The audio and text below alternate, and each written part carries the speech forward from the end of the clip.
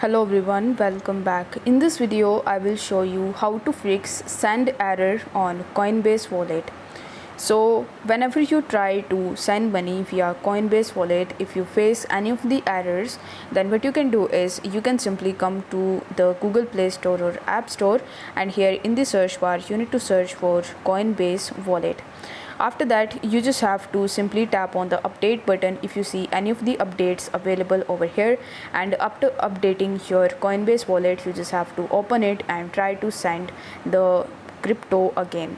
If you still face this error, then what you can do is you can simply check your internet connection, because sometimes when the internet connection is not stable, you might face these types of errors.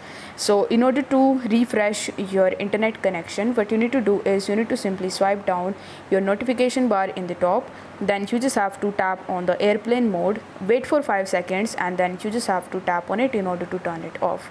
So what this will do is it will refresh your internet connection, and once this step is done, you just have to tap on the send button and you just have to try to send cryptos on Coinbase wallet, and this might definitely fix your issue.